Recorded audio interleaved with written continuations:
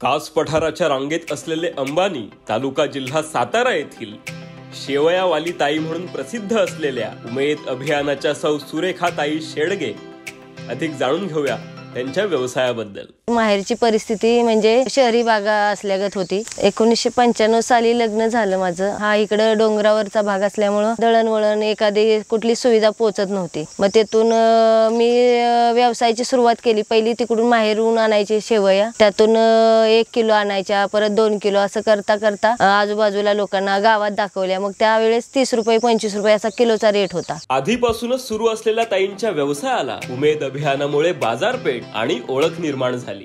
उमेद मध्ये आल्यावर फ्री मध्ये स्टॉल मिळाले, कर्जाची माहिती मिळाली, कमी टक्के व्याजदरात कर्ज मिळालं। पहिलं 1.5 लाखाचं कर्ज घेतलं आम्ही गटासाठी आणि परत ते फेडलं 1 वर्षात की लगेच 2,80,000चं दुसरं कर्ज मिळालं। मग त्यातून व्यवसायाला वाढवण्यासाठी मदत झाली। सुरेखाताई आज विविध प्रकारच्या शेवया व पापड बनवतात। चला त्यांच्याचकडून ऐकूया। मँगो आहे, पायनॅपल, पिस्ता, चॉकलेट, व्हॅनिला, गुलकंद, स्ट्रॉबेरी, बटरस्कॉच, रव्याची शेवई, गव्हाची शेवई, नूडल्स आणि नाचणी सत्व शेवई, बाजरी शेवई, ज्वारी शेवई, पापडाचे 6 प्रकार आहेत। कुरडया आहेत, ज्वारी पापड आहे, नाचणी पापड, तांदूळ पापड असतो आपल्याकडे, असे पापडाचे प्रकार आहेत 5-6। उमेद अभियानाप्रमाणेच त्यांच्या ह्या व्यवसायात त्यांच्या पतीने त्यांना खंबीर आणि मोलाची साथ दिली।